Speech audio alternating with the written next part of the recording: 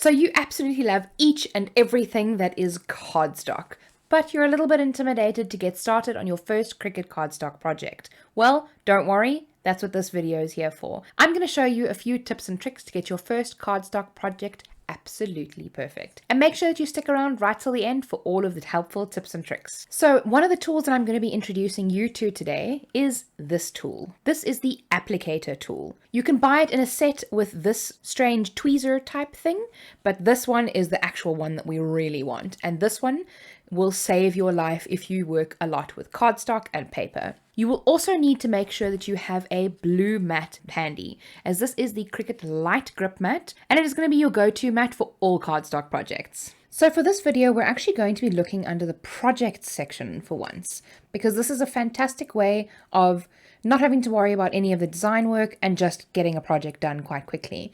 So in Cricut Design Space on your canvas, you click on the side where it says projects.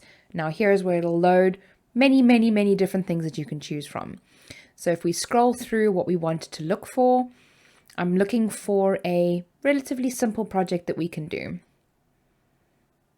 These are perfect. So because it's Christmas coming up, and this is pretty much Vlogmas that I'm doing now, or Craftmas as many refers to it as, I'm going to try the reindeer lollipop holder. Now when you click on it, it'll show you everything that you need in order to complete that project. So we need 3 different kinds of materials. We need 1 brown cardstock, 1 dark brown cardstock, and 1 cream cardstock.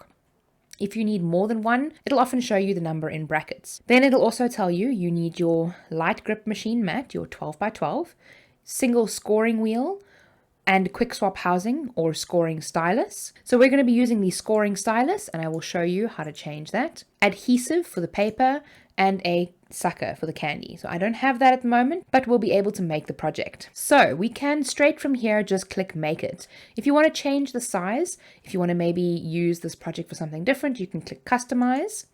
And then what you can do from here is you can resize the project. But I don't need to resize the project, so I'm just going to undo, and we're going to just click make it from there. Now, my design space is optimized for the Maker 3, but I'm going to be cutting this on a mat as it's 12x12 cardstock. So I'm selecting on mat and clicking done. Now it'll show me all 3 of the mats that I need to get ready in order for this project to work, and then we can click continue. Now it'll show me all 3 of the matte colors that I'm going to need, and it'll cut them in this order. So we need to first make sure that we have the cream cardstock selected, then the dark brown, and then the brown. So we're going to click continue, and here is where we can make our material selection. So we need to think about what type of material we're going to be cutting, and I'm going to be cutting the medium cardstock, which is a 216 GSM. So I'm going to select this one.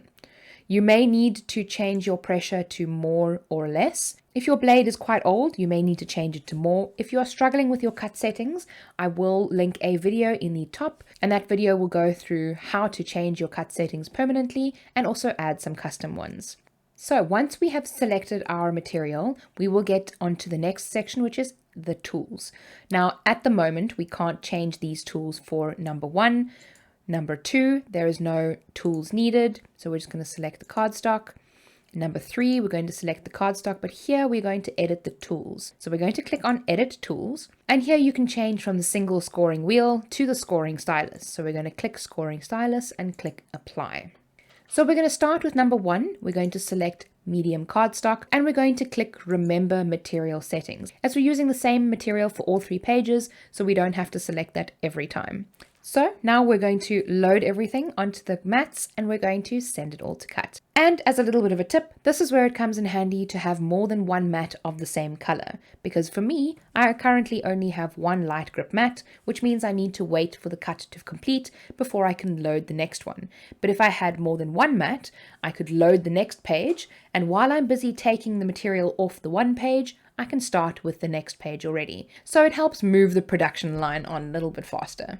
So here is where we start to use our brayer. When we need to make sure that the cardstock stays on the mat, we need to use our brayer. This mat, she has seen better days, and sometimes doing this to the mat isn't enough to keep it from ripping up.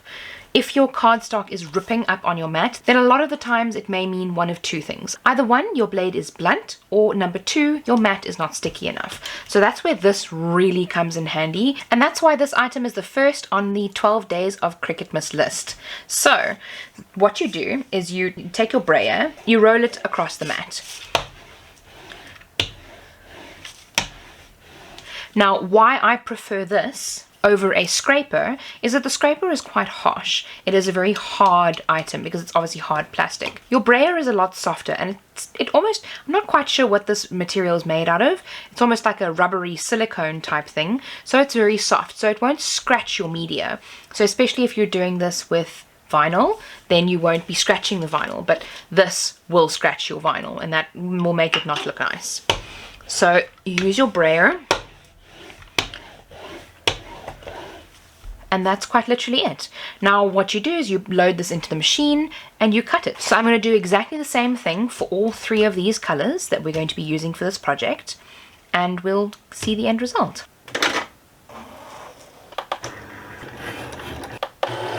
Now, the next most important piece of advice before we move on to the next page is not to pull your page off your mat. What will happen if you pull your page off your mat very often is you will have your project that curls. So the best way to do it is to flip your mat over and pull your mat off your page,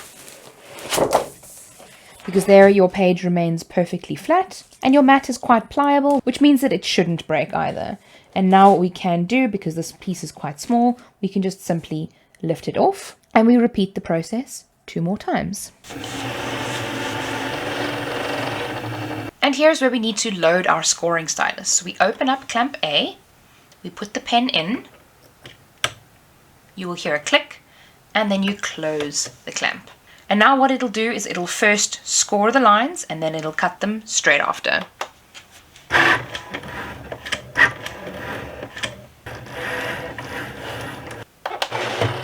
There we are, all done. When it comes to things like this where you have multiple layers, what you want to do is you want to make sure that you put the glue on the sensitive layers. We don't want to put it onto the back layer, as we may not line that up properly. So we want to put it on the back of this layer to make sure that we don't have glue sticking out. So I've got some glue on my fingers, and I'm just going to push the glue on. My glue pen leaked a little bit, as you can see. And we just put some glue on there. Don't have to put a crazy amount on. We want to make sure that we get the corners most importantly. So what we then do is I like to add it on like that. Lightly touch down. Check on the other side. Just remove some of the glue from the overlapping areas. It does dry clear anyway, so it's not the end of the world. And then we add on the antlers.